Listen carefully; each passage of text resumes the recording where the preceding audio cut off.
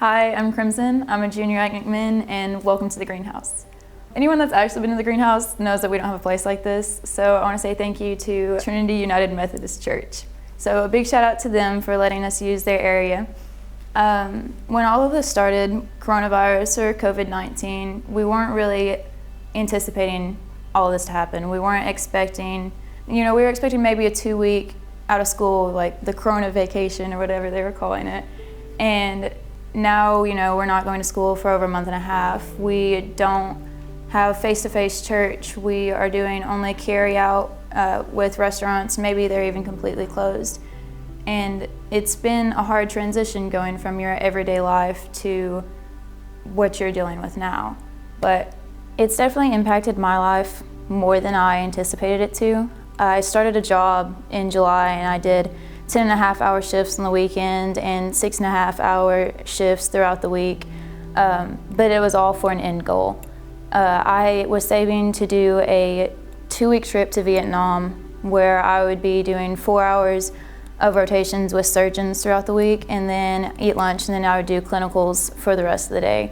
And it was going to look great on college applications. It was going to be a great time, and I was so excited. I was doing $600 payments a month, which along with all my schoolwork, it was kind of hard to balance, but everything was going great. And then something like this happens, and it kind of makes you realize that you're not in control. You have these plans and they're not always going to work out. And I'm so thankful that I have the greenhouse and I have our community group to be able to fall back on. When I'm in hard times, this is where I go. We actually have our community group, if you've heard of it, there's about like 50 of us, and we're consistently growing. We always got to find somewhere new to host it. And they're people that if I wasn't in community group, I wouldn't have met. I could almost 100% guarantee that I would have not met every single person. And I am so thankful because I grow closer to them. So even though everything's going on, even though we can't be face-to-face at church and we can't be face-to-face at school, we have everything in place, and God has controlled it to where we are still able to have this community. We're still able to go to church. We're still able to worship, and that's because of all the technology we have. This week, we've all been posting videos of what's going on in our lives, and we've all been commenting, saying that we're going to pray for each other or helping us get through the rough times. And I'm so thankful for a community I have like this.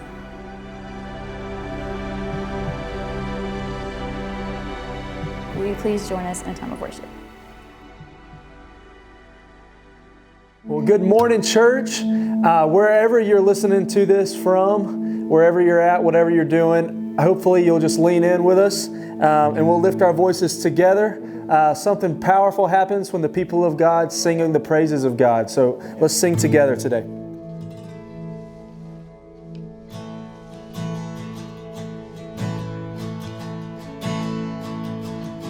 Take our lives, flawed yet beautiful,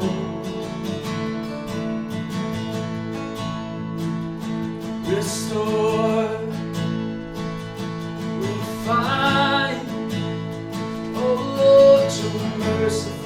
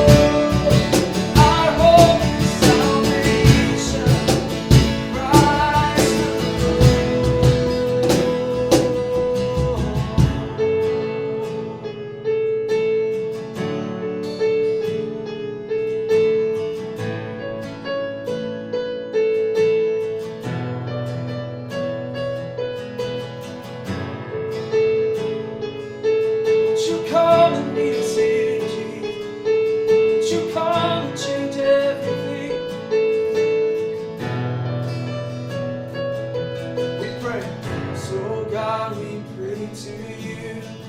Humble ourselves again. Lord, would you hear our cry? Lord, will you heal our land? That every eye will see, that every heart will know, the one who took our sin, the one who died and rose. So God, we pray to you, humble ourselves again. Lord, would you hear our cries? Lord, will you heal our land? That every eye will see, that every heart will know, the one who took our sin, the one who died and rose. And when your kingdom come, and when the last you fall, we'll rise to worship you alone. Spirit of God, breathe on your church, pour out your presence, speak through your word, Lord, bring in every nation. Christ we know, our hope and salvation. Christ alone, Spirit of God, breathe on your church, pour out your presence, speak through your word, Lord, bring in every nation. Christ we know, our hope and salvation. Christ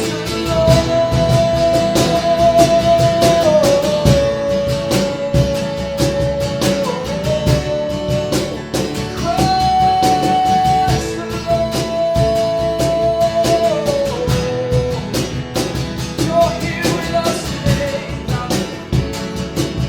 You inhabit the praise of your people. Sing it to you. So God, we pray. So God, we pray to you. Humble ourselves again. Lord, would you hear our cries? Lord, will you heal our land? That every heart will see, that every heart will know, the one who took our sin, the one who died and rose.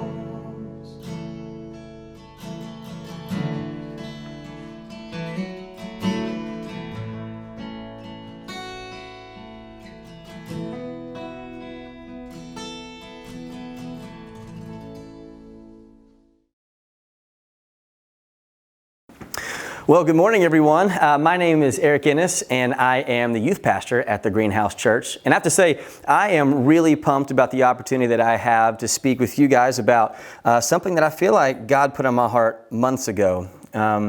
Before the coronavirus, our youth are going through this series called Clear, and I had the opportunity to speak kind of the heart of this message to a Wesleyan FCA night. I guess it was back in late January. And the plan was for this message to then be spoken at the Greenhouse on April 19th.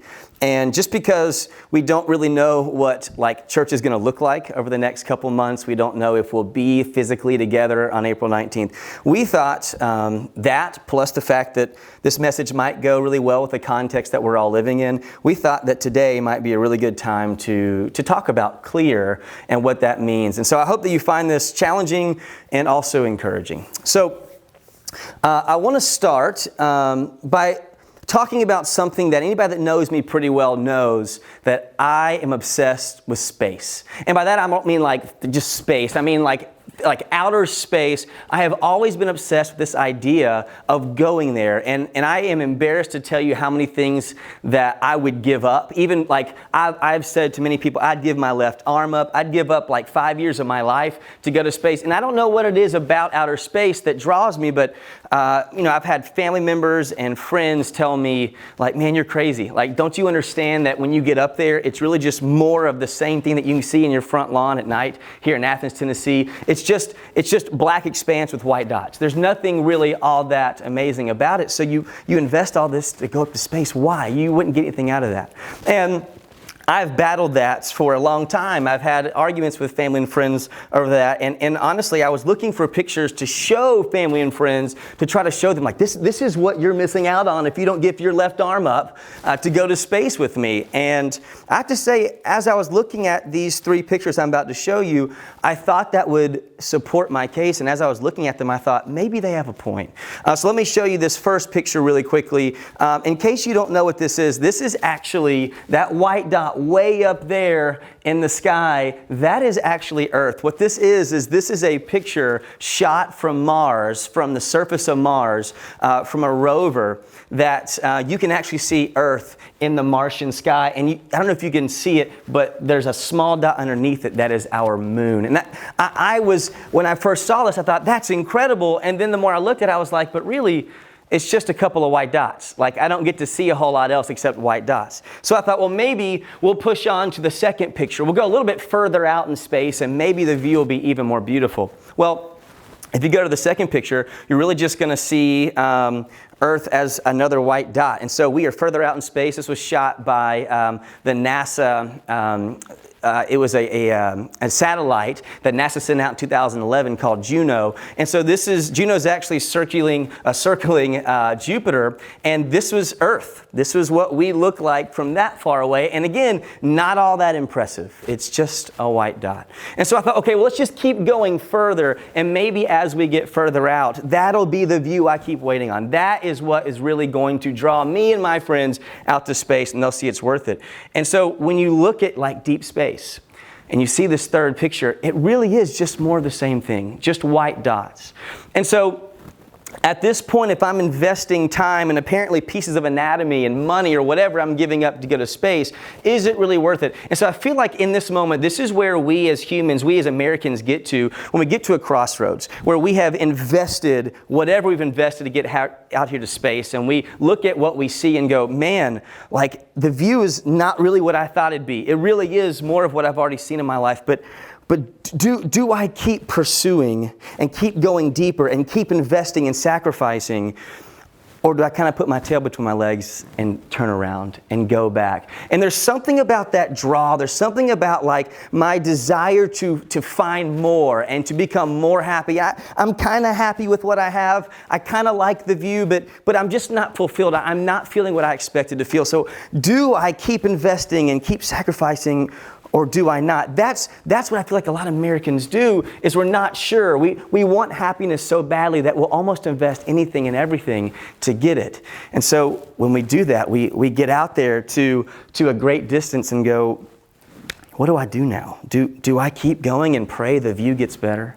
Do I keep going and hope that perspective is worth it? Or do I turn around and stop? And so we just keep going, and we keep pursuing that dream and keep pursuing, and eventually we turn around. We don't even know where we are. We don't even know how to get home. We've invested and sacrificed so much that all we can really do is just to continue to fight and try to find that happiness and try to find the thing that was dragging us on.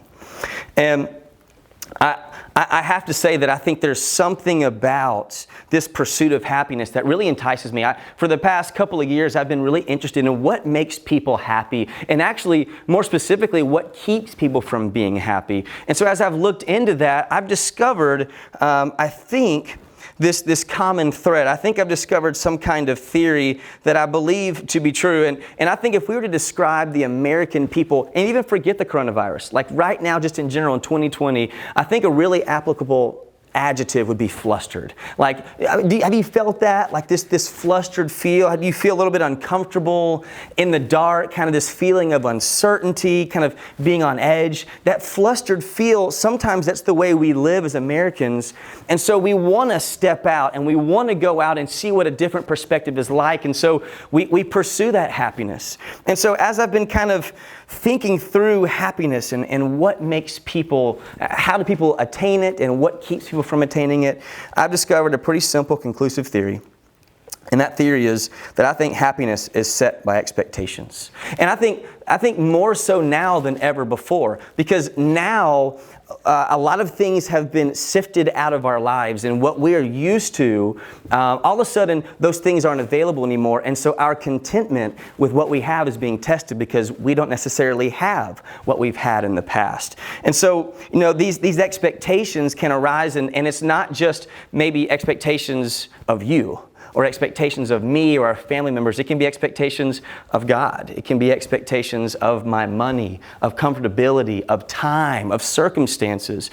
And so we recognize that what I expect of life, what I expect God to give me, those expectations set the minimum for my happiness. Those things that I expect from life set the bar at what I need and what I require to actually become happy. Now, these aren't things that we consciously sit down and start crafting out like, okay, God, these are the things that I'm going to need you to supply me for me to be happy. Hope you're listening. Like, that's not how it works. These are subconscious things that set in our lives that we don't really plan on becoming expectations, but they do. And what's scary, I think, is that expectations arise out of consistency. So some of those things that that are consistent, that we're used to seeing, can all of a sudden start to shift over into an expectation. And again, it's subconscious. We don't really think about it doing that. I'll give you an example.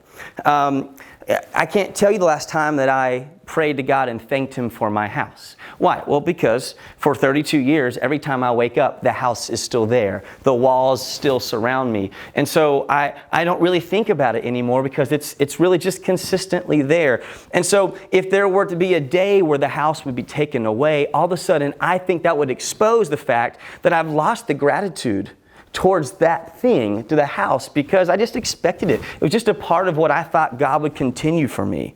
And so I think when times like now arrive, we really get to see what things have we been expecting. What things do I subconsciously just kind of expect to be there that God will always supply for me?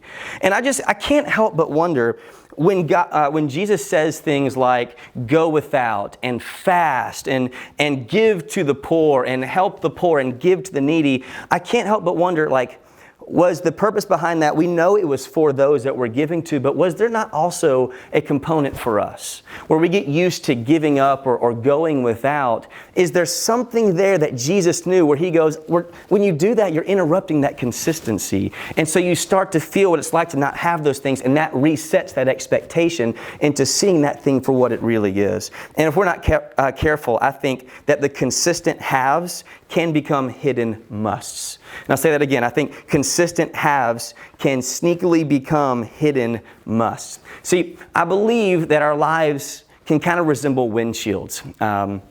When God gives us things, or the things that we have at our disposal, those things, let's just pretend that when we receive those things that we have this windshield that is clear. We're able to see those things as they are. They're gifts. And we know this to be true. When you first receive something, that's when you appreciate it the most. Think about being a kid, or think about, honestly, being a high schooler or a college. Whenever you get a new something, when you got that new iPhone, when you got your first pair of AirPods or whatever it is, in that moment you are so thankful because it's new. And so that's like the windshield being clear. You're able to see that gift or that item for what it really is, which is a gift. It is something that we're appreciative of. But over time, as I continue to have those things, this can kind of be like raindrops or dirt or grime collecting on the windshield. And all of a sudden, I don't see that thing for what it is. I don't see it as a gift anymore because there's just something blocking my view of what that thing has always been. I can't see it as that gift anymore. And so now, that dirt, that grime kind of represents expectations. I don't see it as something that I've been given. I see it as something through the dirt and grime of my expectations. I just see it as something that's supposed to be there. And that becomes a problem because it muddies the vision of the gift and because it distracts us from the road. So I don't get to see where God is leading me. I don't get to see where God is taking me. And when that happens, when I can't see the road well and I can't see what God has done for me, what He's doing for me, then all of a sudden I don't drive in the same way. I don't have the same level of confidence. I don't even have the same passion and joy when I'm driving. And you felt this, right? Like, have you ever driven in torrential downpour and you felt like, are you just pumped and excited about driving as much so as when you're driving with a clear windshield, when things are calm? So there's something there when you lose the confidence because you can't see where you're driving. That's what expectations do to the things that we've been given. So we obviously need a windshield wiper. We need something to clear that windshield so we can see the gifts of God in the way that they were designed to be, as gifts. We need to kind of return our windshield to how God made it to be. And I have a theory of what that windshield wiper should be. It's obviously Jesus, but I'm thinking of is there a value or a virtue in Jesus' name that we can utilize to help clear our windshield? And my theory is that windshield wiper is gratitude. Because I think gratitude resets expectations. Gratitude resets expectations. So I think when you reset expectations, that gives you a clearer view of God's expectations for you and for those gifts. And then you get to see a clearer picture of where He's leading and not just where I feel like I'm leading myself. So again, the windshield wiper returns the windshield to its original state. It gives me clear vision. I therefore drive with more confidence. And then that brings that joy back in the direction I'm headed. I enjoy driving. I enjoy allowing myself to follow the road that God's leading me on. And I think that driving with confidence and driving with a clear windshield is really most important in light of 3 events. And those 3 events would be, number 1, when your direction changes. When God shifts your road into a different direction, having clear view is really important in that time.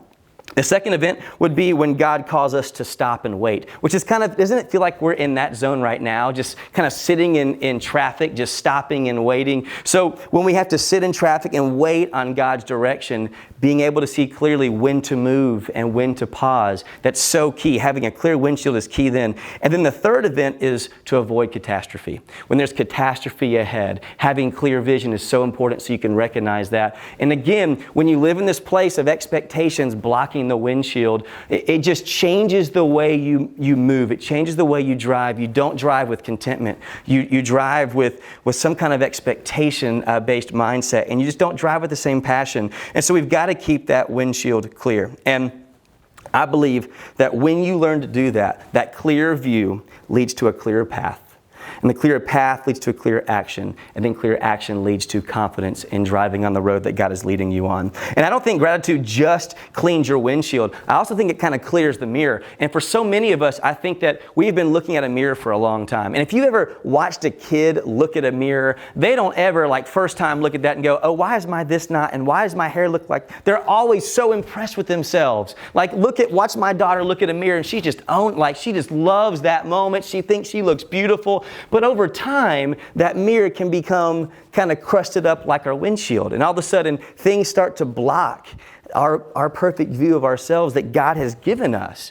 And a lot of times that's looking at other people's mirrors. And so some of us haven't seen ourselves in the way God designed us to see ourselves because of, I don't see what I expected to see. I don't see what they see. And so I think some of us need to clear that mirror with gratitude so that you can maybe forgive yourself for something that you haven't forgiven yourself for in a long time. I think that gratitude can help you clear your lungs. I think if you've ever sat down and really practiced journaling out or meditating on gratitude and the things that you have, I think you'll discover that you breathe differently. You just live differently when you recognize things as gifts and not things that you expect. It just causes this almost a physiological change in the way you live and the way you breathe. And I think if for anybody that's actually gone through the process of thinking through what you've been given and really looking at all the things that you really don't have to have. The things that we have access to, the fact that I have a voice, the fact that I have a heart that's working right now, I really am not guaranteed. And so when you look at all the things that we have, that you have, that I have, you start to recognize that every single thing that I have has been given to me. There is nothing that I personally own myself. And so I think when you exchange the mirage of ownership and you replace that with the reality of stewardship, I think something magical happens. And I'll say that again because I don't want you to miss that. So when you exchange out the mirage of ownership for the reality of personal stewardship, I think something really important happens. And I'll give an example of what I mean by that. In my house, we have nearly a 4.5-year-old. Her name is Britton. She's awesome. And one value that we're really trying to instill in her is this idea, and I hope this doesn't sound rude. I'd like to believe that Ash and I are good parents, but if this sounds a little bit strong, I apologize. But we really have been trying to instill in her that, like, hey, Britton, like, the ice cream cone that I just gave you. Hey, like the phone I'm letting you use. Hey, like the baby doll that you have. Hey, like your bed. Hey, your sister that we let you carry. Like all those things. Do you know that you actually don't own any of those? Like none of those are actually yours. Everything that you have has been shared with you. Now, I believe there's a valuable lesson behind that, because when those things that we're talking about that I mentioned as examples, when those things are withdrawn, or when those things are unavailable, then all of a sudden the way she processes that, I hope, is a whole lot different, because the expectation was not, well, those things are mine. Like those are the things that I was supposed to have. No, now she's like, well, yeah, I don't have those, but I didn't have those to begin with. They were just being shared with me. So when they're not available, that frustration or that disappointment starts to diminish. And instead of the mine mindset, it's in the shared mindset. And so that just changes how she processes the lack of availability of things that she enjoys using and seeing. And so with those expectations reset, I think that gratitude for the sharing starts to set in. Now, from that, I think something really beautiful also sets in, because when you recognize that the things that you have access to are really, they're not yours, they're things that have been shared with you, then all of a sudden the fear of losing those things really dissipates, because I don't fear that I'm going to lose those things. I don't fear that someone's going to come and take back those things, because guess what? I know they're going to, because I know that I have been loaned things that, of course, the loaner is going to come back and recall. So I don't fear that. And so now what that does, if you take that fear away from me, when I recognize I really don't own anything, when Britton sits there and goes, well, Daddy's letting me use this phone for 5 minutes, she doesn't fear that I'm going to come back and take my phone, because it's a guarantee. She knows I am. And so in those 5 minutes, she is enjoying that item. She's enjoying my phone. And if I give her, some time with her sister, or, whatever it is, she's able to enjoy that, because she doesn't have to waste time fearing it being taken back, because she knows that will happen. And so I think personally that this is the mindset, that stewardship over ownership mindset must pre-exist for true gratitude to take place. Because I can't be fully grateful for things that I'm trying to own. I can't fully appreciate the gifts of things if I'm trying to claim that I'm the original owner. So this idea of stewardship, not ownership, is so important. And I think that we see this modeled or really brought to life really well in the parable of the talents in Matthew 25. And in case you're not familiar with that parable, what you have here is you basically have a master and 3 servants, and the master has divvied out different amounts of money to these servants. And so he basically just says, look, I'm going to come back for these amounts of money, and so just keep that in mind. I'll return soon. And so what you have is you've got these 2 servants, the one that receives 10, the one that receives 5, and they have options. I can either just hold on to it for fear, or I can take it and use it and invest it. And then when master comes back, I can bring forth not just what he gave me, but I can show him that I was a good steward of what he gave me. I took what he had and I invested it. And so that's what happens with servant 1 and servant 2. But servant 3 comes in and goes, look, I was afraid that you'd be mad at me if I lost this. So I just sat on it. I held it. I didn't do anything with it. And the master basically says, look, like, I could have at least just put it, if I was going to do that, I could have at least just put it in the bank and gotten interest. You didn't understand that my loan to you was a loan with a purpose. I didn't want you just to keep it. I wanted you to use it, and I wanted you to invest that. And I think what's scary a lot of times is when you realize that those that have been loaned more, there really is, like, with great power comes great responsibility, right, Spider-Man? Like that reality is, hey, if you've been given a lot, that's a lot of loan, so a lot of it is expected of that loan. So for those of us that have so much available to us that has been loaned to us, God says, and I want you to use that. Don't sit on it. You've got X number of years, X number of breaths, X number of dollars. Use use those dollars, use those breaths. Don't just keep them for fear of losing them. I love what we hear in Job. I think that Job really gets it. When God shows up and recalls basically all that Job has been leaning on and enjoying, his health, his wealth, his family, all of that. I love what we read in Job when Job says, listen, I came to earth with nothing. I'll exit earth with nothing. The Lord gives, the Lord takes away. May the name of the Lord be praised. He's literally defining what alone is. Hey, look, I get it. Like, I showed up with nothing. I'm going to leave with nothing. The Lord that gives, that let me steward some things, He took it back. That's what the Master does. I own that, and I praise you for letting me steward your things for the time that I had them. And this is honestly what gratitude does. It reminds us of what's owned and reminds us of what's loaned. And just to keep it simple, everything's loaned. Everything is on loan. So I created this diagram that I would love to show you. And I think when I first kind of built it a couple months ago, I tried to make it really simple. And so I think we as humans, we have to choose one or the other. Lifestyle 1, lifestyle 2. And so just kind of begin the diagram. Let's just pretend that you're a kid or you're a new Jesus follower or whatever. And let's just start out with you being grateful. Let's just assume that at this starting point that we have gratitude in our hearts. Okay, so we're going to follow that one category. So this red X represents something happens to your gratitude. Something happens in your life, could be good, could be bad. And all of a sudden you start to recognize the things that you have as yours. Like, these are mine. I own these things. And so when you shift over to that mindset, all of a sudden, the things that you feel like you own, there's like this natural human desire to protect those things because I don't want someone to take them. So there's this fearful ownership mindset that can start to build out of the mine mindset. And so then when God recalls, the way I respond or the way I share how God did that or how God took those things from me is, well, God took my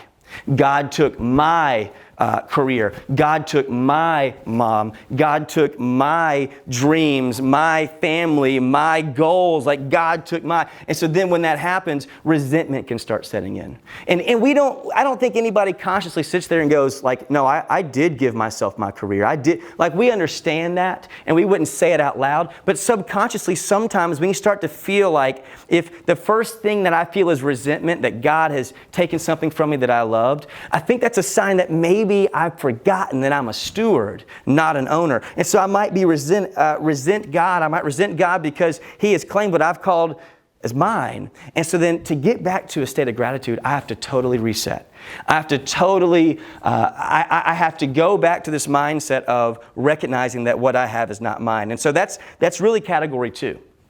So the other idea here is that instead of being in the mine mindset, I can actually go over to the His mindset. And so I recognize what I have access to is not mine, it's His. And when that happens, I become a grateful steward instead of a fearful owner. And I just go, look, like, I'm taking care of this for a little while I have it. And so I appreciate that. He didn't have to let me take care of this stuff. And so then when God recalls, I don't say God took I say God reclaimed His. So He is taken this stuff back that He rightfully owned.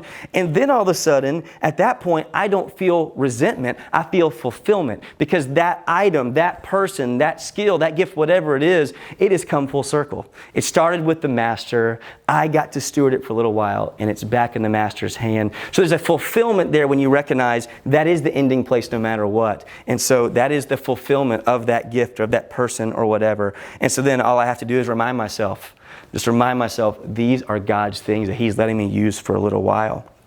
Now, I feel like that's kind of the current state that we're in right now in this COVID-19 context. I look at my health and wealth and my family and the things that I have and my dreams and all that stuff. And maybe you're in a place where you're in this state of uncertainty. And so you don't know, will your business survive this? Will your loved ones survive this? Will you get sick? I mean, what's going to happen to the vacation that you plan? What's going to happen to your sanity after all this is said and done? And I think when you go back to everything that you have as His, all of a sudden that starts to shape and reshape how you view all those things. So I know at some point, whether it's tomorrow or whether it's 90 tomorrows down the road or 90 years of tomorrows down the road, they'll all be taken. So then now what? well, now I'm not white knuckle gripping all these things that I have. I'm not trying to save. I'm just trying to soak. I'm trying to enjoy those things while I have them. And so I think if we can somehow recite to ourselves or like tattoo, like physically or metaphorically tattoo under our spirit, it's not mine, it's His. I'm dependent and I'm grateful. It's not mine, it's His. I'm dependent and I'm grateful. I think that is so key because the essence of gratitude is really the decentralization of the self. To recognize that what I have is not because of me. At some point, something, even secularists, even people that don't believe in God, will have to contend, if you're grateful, that means that something or someone stepped in for you in a way that you couldn't step in for yourself. And so I think we can all agree on that's what gratitude's all about, is being thankful for something stepping in for you. We are indebted to something. So I want to take you into Ezekiel for a second, and in case you're not an Old Testament scholar, which I certainly wouldn't call myself an Old Testament scholar, but just to give you a really quick, like 10-second overview of 1,500 pages of Scripture. Basically, God protects His people. He gives promises to His people, but they act up. God puts them in timeout. He then reminds them of who He is and who they are. He says, I will protect you, and He gives them guidelines. And so over and over, we see God's people go, yeah, but God, you're really not flashy enough. Like, we're looking for a physical, tangible, human king. And God's response is kind of like the father's response in the prodigal son parable, which is, look, if you want it, I'll let you experience what life is like without the Father. I will let you take on that reality if that's something that you want. So what I think is interesting is God's restoration plan begins with a destruction plan. And that's kind of what we see starting here in Ezekiel 22. God's speaking through Ezekiel when He says this. He says, I will disperse you among the nations and scatter you through the countries, and I will put an end to your uncleanness. When you have been defiled in the eyes of the nations, you will know that I am the Lord. So He's saying, like, if you're not going to be thankful, you're not going to praise me or worship me, then I'm going to recall everything you have until you do. I want you to recognize that I am all, that I am. Like, I am everything that you have. I'm cleaning your windshield. I'm restoring you to the nothing that I found you as. You are nothing without me. God continues through Ezekiel. He says, and I will gather you into Jerusalem. And as men gather silver, copper, iron, lead, and tin into a furnace to melt it with a fiery blast, so will I gather you in my anger and my wrath and put you inside the city and melt you. How about that? So God is resetting those expectations to God's expectations so that you'll see, so that His people would see what those gods and what those goddesses and what those idols really are. Like, I want you to see that piece of wood and that piece of stone as it really is, which, by the way, I made that stone and that wood. But I want you to see those things as they are, which is essentially nothing. So the Israelites found out pretty quickly that God was doing really three things. He was resetting their expectations. He was recentering their life on a real foundation, and He was restoring that relationship through praise, worship, and gratitude. And so here comes the promise, right? Because we know, if you're a parent, you know that with like discipline, where you have discipline, you then follow that with a promise. So you correct the wrong behavior, but you make a promise for the right behavior. So if you do this, then I'll respond in this way. So what you're about to hear is God's restoration plans. You've heard His destruction plan. Here comes the restoration. And this is coming out of Ezekiel 36. I'm going to read 15 verses, 24 to 38. And I'm not going to put the slide up for you because I'd honestly prefer you just to close your eyes and then just to soak this up just by listening. And so you can read this in another time, but I'd prefer you just to listen to God's restoration plan. Here we go. So God says, for I will take you out of the nations. I will gather you from all the countries and bring you back into your own land. I will sprinkle clean water on you, and you will be clean. I will cleanse you from all your impurities, from all your idols. I will give you a new heart. I will put a new spirit in you. I will remove from you your heart of stone and give you a heart of flesh. And I will put my spirit in you and move you to follow my decrees and be careful to keep my laws. Then you will live in the land I gave your ancestors. You will be my people, and I will be your God. And I will save you from all your uncleanness. I will call for the grain and make it plentiful and will not bring famine upon you. I will increase the fruit of the trees and the crops of the field so that you will no longer suffer disgrace among the nations because of famine. Then you will remember your evil ways and wicked deeds, and you will loathe yourselves for your sins and detestable practices. I want you to know that I'm doing this for your sake, declares the sovereign Lord. I want you to know that I am not doing this for your sake, declares the sovereign Lord. Be ashamed and disgraced for your conduct, people of Israel. This is what the sovereign Lord says. On the day I cleanse you from all your sins, I will resettle your towns, and the ruins will be rebuilt. The desolate land will be cultivated instead of lying desolate in the sight of all who pass through it. They will say, this land that was laid waste has become like the Garden of Eden. The cities that were lying in ruins, desolate and destroyed, are now fortified and inhabited. Then the nations around you that remain will know that I, the Lord, have rebuilt what was destroyed, and have replanted what was desolate. I, the Lord, have spoken, and I will do it. And I just wonder, is there someone today that is hearing those words for the first time or for the 101st time that is prophecy for? That for your life, like God's saying, like, I started the destruction plan, but you haven't let me begin the restoration plan. Like who is out there that is like, that's me. In verse 33, like, I want you to cleanse me. I want you to resettle my towns. I have been desolate. I have been destroyed. I want to become like the Garden of Eden again. Replant me. Speak into me truth in your spirit. And what's beautiful, this is not like some contemporary poetic literature. This is a 2,500-year promise that he makes to his people, that I just feel like this is true for us today as a community, as a church, and as individuals. And so I think if we were to simplify what we read here, God's saying, look, I'm going to reset your expectations. I'm going to recenter your focus. And I'm going to restore our relationship. I'm going to reset your expectations.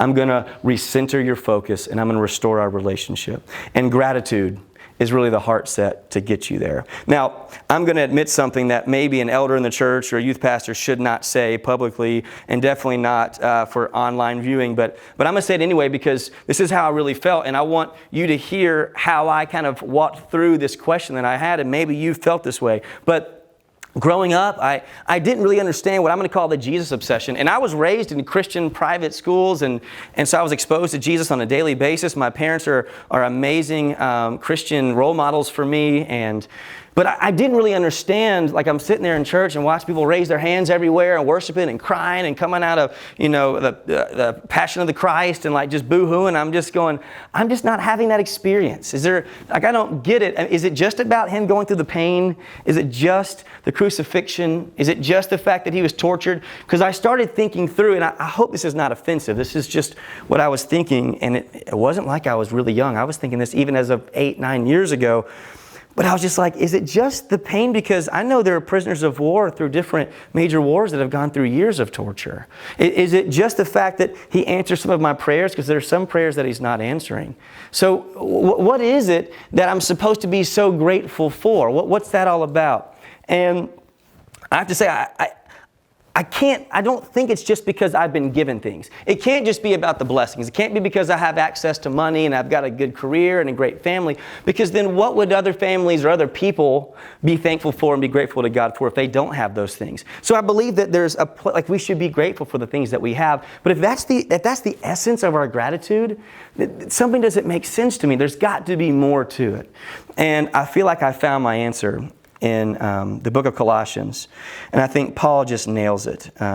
So let me just read to you what he says, and we'll unpack it for a second.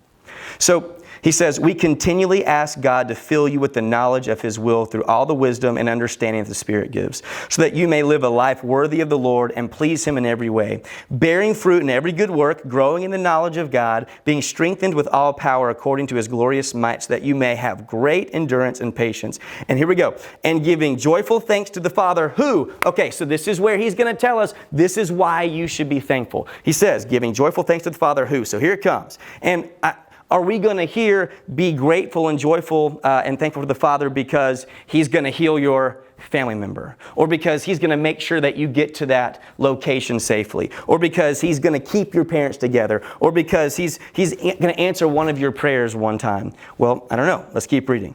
It says, giving joyful thanks to the Father who has qualified you to share in the inheritance of His holy people in the kingdom of light. For He has rescued us from the dominion of darkness and brought us into the kingdom of the Son He loves, in whom we have redemption, the forgiveness of sins. So again, those four things tell us the depth of Jesus and the sacrifice that he made. This is what I was missing. This is what we should have gratitude in our hearts for. It's not just for the stuff, and we should be thankful for the stuff, but it's those four things that we get to share in the inheritance. You get to share in the inheritance. You have been rescued. You have been brought into the kingdom if you choose these things, and you have been redeemed. You have been forgiven. And the author of Hebrews echoes this in chapter 12. They say, therefore, since we are receiving a kingdom that cannot be shaken. We just heard about that. The inheritance that we're getting to share in. Since we're receiving a kingdom that cannot be shaken, let us be thankful. And so worship God acceptably with reverence and awe. Now notice this whole conversation has been about expectations and gratitude, and we really haven't talked about like sit down and journal out, the 20 things that you're so thankful that you have. Again, there's a place for that. But I think our gratitude has to go deeper to not just what God has given us physically, but it has to go down to who God is and what God has promised. And I think the truest and the deepest form of gratitude is when I show that gratitude before I hear yes. Before God supplies and before He gives me that boyfriend I've always wanted and gives me that job and gives me that dream, that I show Him gratitude and I love Him and I worship Him before I hear that yes. And I think we actually see Jesus do this beautifully as He approaches Lazarus after Lazarus has already passed. This is in the book of John. And what I think is so cool is, follow along with me here with the slide that you're going to see. So they took away the stone. Then Jesus looked up and said, Father, I thank you that you have heard me. I knew that you always hear me, but I said this for the benefit of the people over there, that they may believe that you sent me. And then He calls Lazarus out of the grave. And then we all of a sudden get to see Lazarus. So what's so cool is He doesn't go, okay, Lazarus, come out. Oh, great. I'm so glad you came out. God, thank you for, I'll be really embarrassed if that didn't work out well. He basically just says, God, I'm thankful that you're a God that listens, that you're a Father who listens. No matter what, I'm thankful. Lazarus, come out. Lazarus, come out. So He already is thanking God for who God is before God says yes. And I think that the deepest, like I've said, the deepest form of gratitude is not in just what we have, but it's in who God is and what He promises. And so I give gratitude to God because He listens, because He loves, and because He promises. And when that's your gratitude, I think we can consider our windshields clear. And I think that we can consider ourselves living that lifestyle number 2, where we transition over to a place where we are trying to be and recognizing our identity as stewards and not owners. Father God, I thank you so much that we don't have to chase after the stars and that I don't have to run after happiness as if it's some kind of Mecca that's standing at a distance that I have to go seek and seek and seek and seek. But God, you tell us through Scripture, you tell us that contentment can be found exactly where you are or exactly where I am. And so I don't have to pursue because you are in this present space, that you've made promises for us. And we are thankful for what we have. We are thankful for our blessings. But more than that, we are thankful for who you are. We are thankful that you've given us promises about what we can expect in this life and the life to come. We love you. In Jesus' name we pray. Amen.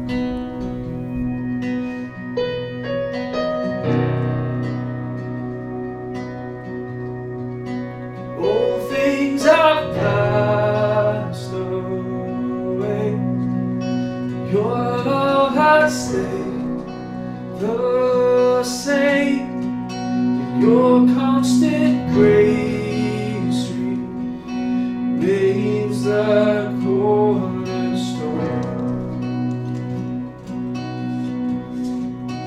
The things that we thought were dead, breathing in life again. You caused your sun to shine on dark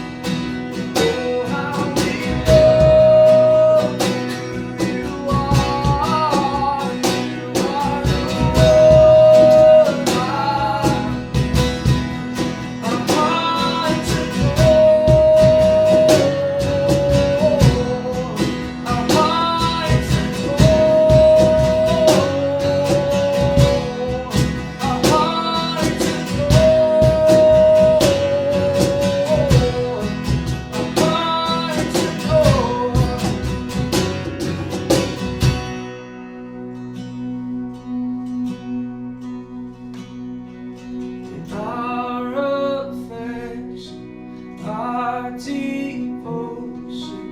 Oh,